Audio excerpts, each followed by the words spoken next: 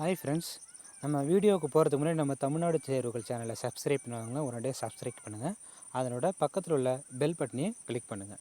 இப்போ நம்ம வீடியோக்குள்ளே போகலாம். Easy of doing business.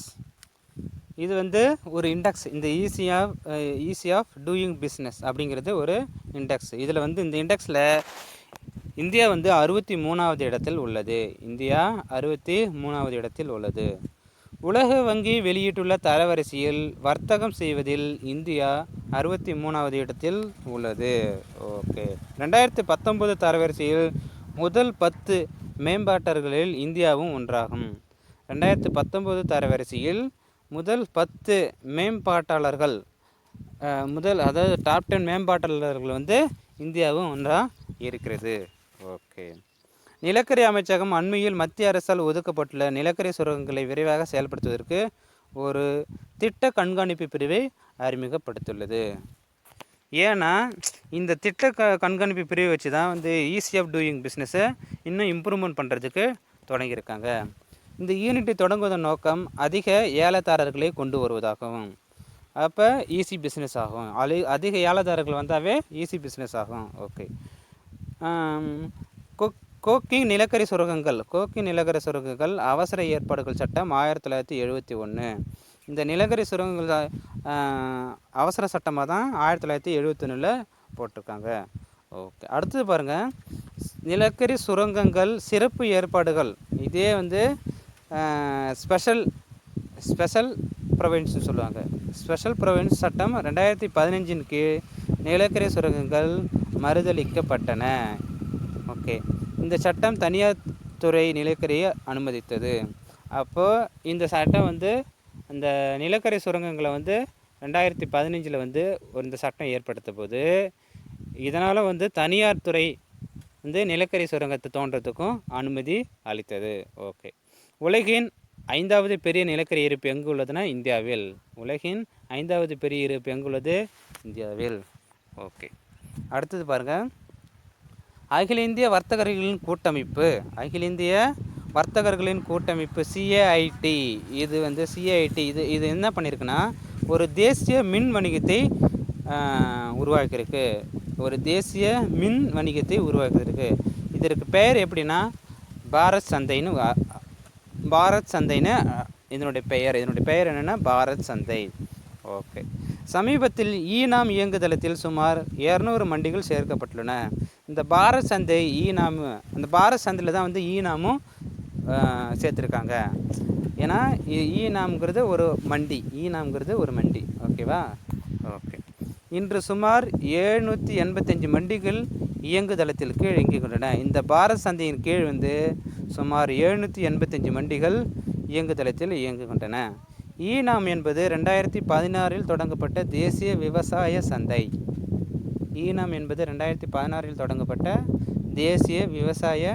சந்தை.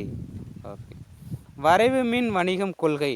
அதான் இந்த வரைவு மின் வணிக கொள்கை தொழில் மற்றும் உள்நாட்டு வர்த்தகத்தை மேம்படுத்துவதற்காக துறையால் வெளியிடப்பட்டுள்ளது. இந்த department of promotion of industry and internal trade. இதன்படி தான் வந்து இந்த பாரத் சந்தை, அதன் பிறகு மண்டி ஈனாம் அப்படிங்கிற மண்டி இதெல்லாம் உருவாக்கியிருக்காங்க. ஈனாம் எப்பொழுது உருவாக்கிட்டதுன்னா 2016. ஓகே. அடுத்தது பாருங்கள், பிரதான் மந்திரி கரீப் கல்யாண் யோஜனா. இந்த பிரதான் மந்திரி கரீப் கல்யாண் யோஜனாவின் கீழ் 500 ரூபாய் 2வது தவணைக்கு இந்திய அரசு சமீபத்தில் ஒப்புதல் அளித்தது. அப்படின்னா இந்த ஜன்தன் யோஜனாவுக்கு கீழே இருக்கிறவங்க எல்லாருக்கும் 500 ரூபாய். ஏன்னா அந்த கோவிட்-19 வந்ததுலேருந்து அவங்களுடைய அந்த ஜன்தன் யோஜனை யார் அக்கௌண்ட் இருக்கோ அவங்களுக்கு எல்லாருமே இந்த பிரதான் மந்திரி கரீப் கல்யாண் யோஜனாவின் கீழ் 500 ரூபாய் வரவு வைக்கப்பட்டுள்ளது. இது 2வது தவணையாகும். ஓகே. இந்த தொகை பிரதான் மந்திரி ஜன்தன் யோஜனாவின் கீழ் பதிவு செய்யப்பட்ட கணக்குகளுக்கு வரவு வைக்கப்பட்டுள்ளது. ஓகே. பிரதான் மந்திரி ஜன்தன் யோஜனா 2014ஆம் ஆண்டில் தொடங்கப்பட்ட நிதி சேர்க்கும் திட்டமாகும். அதாவது ஃபினான்சியல் இன்க்ளூஷன் எப்போ வந்து இந்த ஜன்தன் யோஜனா தொடங்கப்பட்டதுன்னா 2014. இந்த திட்டம் எதற்காகனா நிதி சேர்க்கும் ஃபினான்சியல் இன்க்ளூஷன் திட்டமாகும். ஓகே. பிரதான் மந்திரி கரீப் கல்யாண் யோஜனாவின் கீழ் திட்டத்தின் கீழ் பின்வருவை அறிவிக்கப்பட்டன. இந்த திட்டத்தின் கீழெல்லாம் என்னென்ன மாற்றம் செய்திருக்காங்க பாருங்கள்.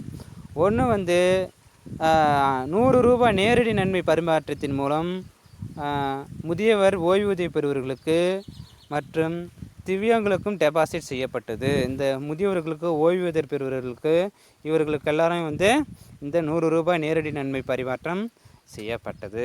அப்புறம் வந்து பிரதான் மந்திரி உஜ்வாலா திட்டத்தின் கீழ் இலவச சிலிண்டர்கள் வழங்கப்பட்டன. ஏன்னா முதல்ல வந்து இந்த திட்டத்தின் கீழ் வந்து நம்ம அப்ளை பண்ணணும், அதாவது புக் பண்ணணும் சிலிண்டரு. யாருக்குன்னா இந்த பிரதான் மந்திரி உஜ்வாலா திட்டத்தின் கீழ் இருக்கிறவங்களுக்கு மட்டும்தான், எல்லாருக்கும் கிடையாது. இந்த திட்டத்தின் கீழ் பயனாளிகளுக்கு அவங்க வந்து புக் பண்ணாங்கன்னா அவங்க அக்கௌண்ட்டில் வந்து அதற்கான அமௌண்ட் வந்துடும். திரும்ப நம்ம காசு கொடுத்து வாங்கிக்கலாம். இப்போ நாம் புக் பண்ணுறோன்னா அந்த அக்கௌண்ட்டுக்கு வந்து என் அக்கௌண்ட்டுக்கு வந்து அந்த பணம் வந்துடும். நாம் வந்து காசு கொடுத்து சிலிண்டர் வாங்கும்போது காசு கொடுத்து மட்டும் வாங்கிக்கணும், நம்ம அக்கௌண்ட்டுக்கு அந்த பணம் வந்துடும். அதுதான். அடுத்தது பாருங்கள், அந்த MNREGA அதாவது இந்த 100 நாள் வேலைவாய்ப்பு திட்டத்தின் கீழ் உள்ள ஊதியம் வந்து 182லிருந்து 202ஆக உயர்த்தப்பட்டுள்ளது. இது எல்லாமே வந்து எதன் கீழ் அறிவிக்கப்பட்டுள்ளன? பிரதான் மந்திரி கரீப் கல்யாண் யோஜனாவின் கீழ் அறிவிக்கப்பட்டுள்ளது. அடுத்தது பாருங்கள், ஹைதராபாத் தேசிய விலங்கு பயோடெக்னாலஜி இந்த விஞ்ஞானிகள் வந்து eCovSens என்ற பயோ சென்சாரை உருவாக்கியுள்ளனர். eCovSens என்ற பயோ சென்சாரை உருவாக்கியுள்ளனர். இது வந்து என்ன பண்ணுதுன்னா, உமிழ்நீர் மாதிரிகளில் இந்த COVID-19 வைரஸை கண்டறிய சென்சார் பயன்படுத்தப்படுகிறது. எதற்காக? உமிழ்நீர் மாதிரிகளில் COVID-19 வைரஸை சென்சார் கண்டறிய பயன்படுத்தப்படுகிறது இந்த பயோ சென்சார். அதுக்கு பேர் வந்து eCovSens. ஓகே, இந்த eCovSens வந்து COVID-19 கண்டறிய eCovSens எனப்படும் ஆக்கிரமிப்பு அல்லாத உயிர் சென்சார் சோதனை சாதனம். இந்த சோதனைக்கு 10 முதல் 30 வினாடிகளுக்குள் COVID-19 வைரஸை கண்டறிய இந்த eCovSens உதவுகிறது. எத்தனை செகண்டில்? 10 முதல் 30 செகண்டுக்குள்ளே. ஓகே, இது வந்து தேசிய விலங்கு பயோடெக்னாலஜி இந்த தேசிய விலங்கு பயோடெக்னாலஜி நிறுவனம் தான் இதை கண்டுபிடிச்சிருக்கு. இந்த தேசிய விலங்கு பயோடெக்னாலஜி நிறுவனம் எப்பொழுது நிறுவப்பட்டதுன்னா 2010 நிறுவப்பட்டுள்ளது. 2010 நிறுவப்பட்டுள்ளது. மீண்டும் அடுத்த வீடியோவில் சந்திப்போம். ஹாய், நம்ம வீடியோவுக்கு போகிறதுக்கு முன்னாடி நம்ம தமிழ்நாடு தேர்வு சேனலை சப்ஸ்கிரைப் பண்ணுவாங்க, சப்ஸ்கிரைப் பண்ணுங்கள். அதனோட பக்கத்தில் உள்ள பெல் பட்டனையும் கிளிக் பண்ணுங்கள்.